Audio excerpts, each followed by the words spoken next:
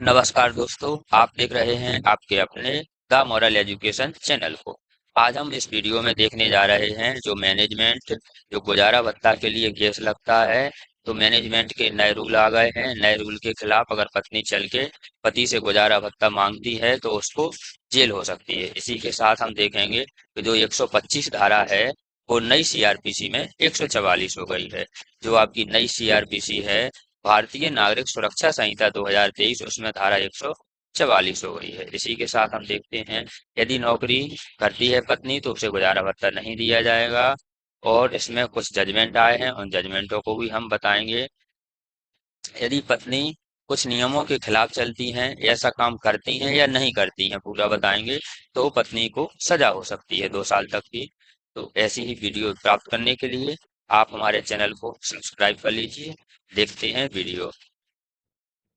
इस वीडियो के माध्यम से हमारा मकसद किसी को गलत साबित करना नहीं है, क्योंकि हर प्रकार के केस आते हैं। कुछ पति भी गलत होते हैं, कुछ पत्नियां भी गलत होती हैं। हमारा काम सही सही जानकारी आप तक पहुंचवाना है। अब नए मैनेजमेंट के लिए नए रूल आ गए हैं। जो मैनेजमेंट के लिए केस लगाया जाता था उसके लिए नए रूल आ गए हैं। पत्नी नए रूल के खिलाफ चल के पति से गुजारा भत्ता लेगी, तब ऐसी स्थिति में पत्नी को जेल तक हो जाएगी। अब ऐसी पत्नियों की खैर नहीं है। एक नहीं, दो नहीं, चार चार सुप्रीम कोर्ट के जजमेंट आ चुके हैं नए रूल के साथ में। तो क्या ये रूल हैं, क्या जानकारी है, हम सब कुछ बताएंगे। क्या जजमेंट है, सारी बातें हम बताने जा रहे हैं। पहली बात तो यह है कि सुप्रीम कोर्ट का जजमेंट कि अगर पत्नी खुद कमाती है तो फिर उसे किसी भी प्रकार का गुजारा भत्ता नहीं दिया जाएगा। यह सीआरपीसी 125 ही कहती है। क्योंकि पत्नियां क्या करती हैं, गलत तरीके से केस लगा देती हैं और गलत तरीके से पति से पैसे मांगती हैं। यदि वह खुद कमाती है तब ऐसी स्थिति में पत्नी को गुजारा भत्ता नहीं दिया जाएगा। यदि पति साबित कर देता है तो पत्नी को जेल हो सकती है। पति अपनी पत्नी के ऊपर मुकदमा दर्ज कर सकता है। और कौन सा मुकदमा दर्ज कर सकता है, सारी बातें हम आगे बताने वाले हैं। लेकिन इससे पहले पति को यह साबित करना पड़ेगा कि मेरी पत्नी कमाती है। वो कोई सरकारी नौकरी करती है, कोई प्राइवेट नौकरी कर रही है, या फिर उसने अपना स्टार्टअप खोल के रखा है, जैसे सिलाई कढ़ाई, ब्यूटी पार्लर, बुनाई आदि वगैरह जो भी काम है वो करती है। तो वो साबित करना पड़ेगा कि मेरी वाइफ कितना कमाती है कि ये अपना गुजारा कर सकती है। इसको मेरे गुजारे भत्ते की जरूरत नहीं है। और अगर साबित करने के बाद भी वह खुद कमाती है, फिर भी अगर ऐसा जजमेंट केस लाती है मैनेजमेंट के लिए गुजारे भत्ते के लिए, तो पति के खिलाफ केस लाती है तो पति पत्नी के ऊपर मुकदमा दर्ज कर सकता है और पत्नी को जेल हो सकती है। पहला जजमेंट है कि अगर सेकंड वाइफ है, अगर उसने दूसरी शादी की है तो उस पत्नी को भत्ता नहीं दिया जाएगा। उसकी सेकंड वाइफ फिर भी अगर वह गुजारे भत्ते के लिए 125 धारा के तहत आपसे गुजारा भत्ता मांगती है, सीआरपीसी की 125 धारा के तहत, तो उसे किसी भी प्रकार का फायदा नहीं मिलेगा। और ये जानते हुए भी अगर वह पति के खिलाफ केस करती है तो उसके ऊपर मुकदमा दर्ज कर सकता है पति, अगर कोई सेकंड वाइफ है। क्योंकि पहली वाइफ को गुजारा भत्ता मैनेजमेंट देने का हक होता है, सेकंड वाइफ को गुजारा भत्ता देने का हक नहीं होता है। अगली बात, पत्नी अपने बच्चों का भी मैनेजमेंट मांग रही है कि मेरे बच्चों को तो मैनेजमेंट दिला दो। तो जो भी बच्चे हैं उनका मैनेजमेंट भी दिलवा दो। तो सुप्रीम कोर्ट के जजमेंट के हिसाब से बच्चों का जो मैनेजमेंट है वह माँ बाप दोनों मिलकर करेंगे। अकेला पिता नहीं करेगा, अकेला फादर नहीं देगा मैनेजमेंट।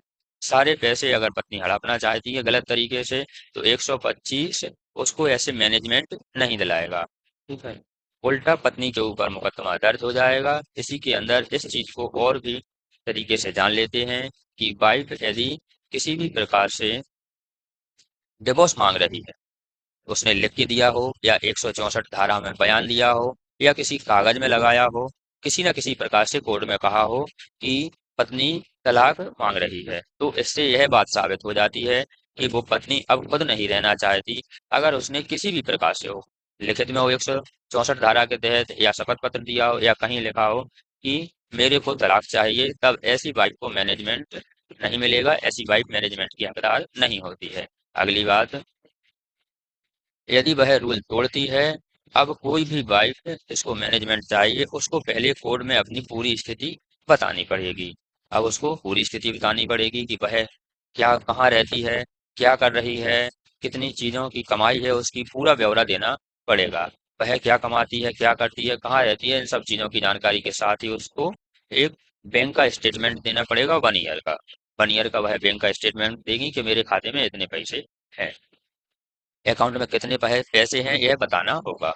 अगली बात देखते हैं हम, अपने मायके में रह रही है पत्नी, यदि मायके में रह रही है तो क्यों रह रही है, कारण बताना पड़ेगा। और पत्नी किसी दोस्त के पास रह रही है, या फिर वह किसी रेंट पे रह रही है, और अगर रेंट पे रह रही है तो उसका एग्रीमेंट देना पड़ेगा। यदि पत्नी अलग रह रही है तो क्यों रह रही है, ये पूरी जानकारी कोर्ट को बतानी होगी। इसका उचित ब्यौरा देना पड़ेगा, पूरी सही सही जानकारी देनी पड़ेगी। और फिर इसके बाद मैनेजमेंट चाहिए, तो फिर आपको गुजारा भत्ता चाहिए, तो कितना चाहिए। कभी कभी क्या है, पत्नियां क्या करती हैं, पैसे ही लिख देती हैं, पति 1 लाख कमा रहा है, 80,000 दिला दो, 70 दिला दो, 50 दिला दो, 1 लाख में से 80,000 दिला दो, 20,000 कमाता है, 50,000 कमाता है, 25 दिलवा दो। इस प्रकार के जानकारी वो दे देती हैं, लेकिन ब्यौरा देना पड़ेगा कि इतने रुपए क्यों चाहिए, इन सब के लिए सारी चीजें बतानी पड़ेगी। और उसको एक शपथ पत्र देना पड़ेगा, सेल्फ अटेस्टेड करके शपथ पत्र देना पड़ेगा कि जो भी जानकारी मैं दे रही हूँ अपनी सहमति से, अपनी मर्जी से, अपने दिल और दिमाग से, होश हवास में कोर्ट में बता रही, और ये सारी बातें सच्ची हैं। और अगर इनमें से पति एक भी बात झूठी साबित कर देता है, तब ऐसी पत्नी को पति गुजारा भत्ता नहीं देगा, और सुप्रीम कोर्ट के जजमेंट के हिसाब से उस पर केस दर्ज हो जाएगा। उस पे क्या होगा, केस दर्ज हो जाएगा। आपके पास में रिकॉर्ड है वाइफ का कि वह कहाँ रह रही है, किस प्रकार से रह रही है, जहाँ उसका एड्रेस दिया है वहां रह भी रही है कि नहीं रह रही है, कमाने का। तब मैनेजमेंट का जो प्रोसेस है, अगर आप इसे पत्नी की बातों को गलत साबित कर देते हैं तो वह मैनेजमेंट नहीं देना पड़ेगा, और पत्नी को सजा तक हो सकती है। यह सुप्रीम कोर्ट का जजमेंट है। ठीक है ना। कोई पति ऐसे होते हैं जो चाहते हैं कि हमें जेल वगैरह से, कोर्ट कचहरी से कोई मतलब नहीं है, अपना केस निपट जाए और कुछ नहीं करना है, तो उनके लिए भी यह लाभदायक है। ठीक है। अगर आप किसी भी प्रकार से बात साबित कर देते हैं कि इसने यह बात गलत कही है कोर्ट के सामने, तो फिर आप भत्ते से भी बच सकते हैं और कोर्ट कचहरी से भी बच सकते हैं, क्योंकि कोर्ट में पत्नी को पूरा ब्यौरा देना पड़ता है। ये खुद कमा रही है, और साथ में ऐसे ही सुप्रीम कोर्ट के जजमेंट भी लगा सकते हैं कि देखो सुप्रीम कोर्ट ने इस केस के अंदर यह बात कही थी, पत्नी कमाती है, अलग रहती है, तो कहाँ रहती है, गलत तरीके से उसने कागज बनवा के दिया है। क्योंकि सुप्रीम कोर्ट का जो भी फैसला होता है वही कानून होता है, और नीचे की अदालतों को, कोर्ट को यह बात माननी पड़ती है। तो मैं अपनी मर्जी से अलग रह रही हूँ, यदि वो अपनी मर्जी से अलग रह रही है तो यह वाइफ की तरफ से तलाक मांगा गया है, या फिर वह अलग रह रही है तो उसका जो कागज है वो गलत तरीके से बताया गया है। ठीक है ना। और उसने अगर बैंक का स्टेटमेंट दिया है, कभी कभी क्या करते हैं, दो खाते होते हैं, तो जिस खाते में कम कम पैसे डले हैं उसका स्टेटमेंट कोर्ट को लगा देती हैं, तो आप उन्हें कोर्ट को बता सकते हैं कि जो भी खाते का इन्होंने वो ब्यौरा दिया है वो गलत है, इनके दूसरे खाते में पैसे हैं। तो आप इस प्रकार से जो भी मैनेजमेंट के भत्ते से बच सकते हैं और पत्नी को जेल करा सकते हैं। इसके साथ ही यदि पत्नी का किसी के साथ अफेयर चल रहा है, यह आम बात होती है कि वह पति के यहाँ से रह के ना रहते हुए किसी दोस्त के साथ रहने चली जाती है, और उसके साथ उसका अफेयर चलता है, तो यह बात आप साबित कर सकते हैं कि उसका किसी के साथ अफेयर चल रहा है।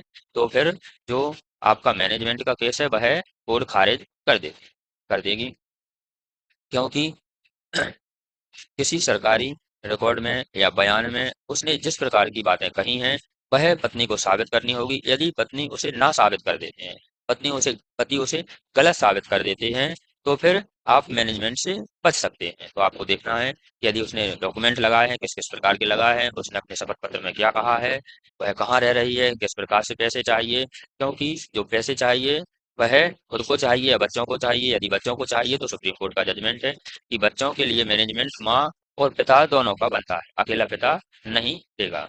तो इस प्रकार से यह जानकारी है। आगे हम देखते हैं आगे जानकारी। हम ऐसी ही लॉ से संबंधित जानकारी लाते रहते हैं। ऐसी ही जानकारी प्राप्त करने के लिए आप हमारे चैनल को सब्सक्राइब कर लीजिए, जिससे सबसे पहले हम तक जानकारी आप तक जानकारी पहुंच सके।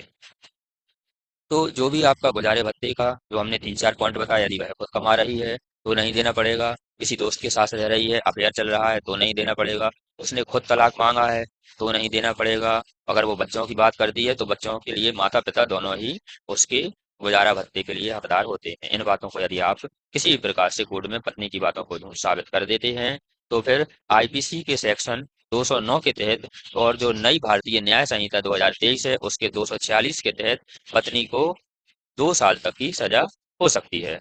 तो यह रही आपकी गुजारे भत्ते से संपूर्ण जानकारी। हम उम्मीद करते हैं कि आपको जानकारी अच्छी लगी हो। यदि आपको जानकारी अच्छी लगी है तो प्लीज़ इसको लाइक कर दें, शेयर कर दें और हमारे चैनल को सब्सक्राइब कर लें। कोई भी जानकारी चाहिए, यदि कानून सलाह के टॉपिक से संबंधित किसी प्रकार की जानकारी चाहिए तो आप हमें कमेंट कर सकते हैं। अन्य प्लेटफॉर्म की लिंक जैसे इंस्टाग्राम आदि की लिंक वीडियो के नीचे दी हुई है, आप वहां से हमसे संपर्क कर सकते हैं। Thank you for watching video.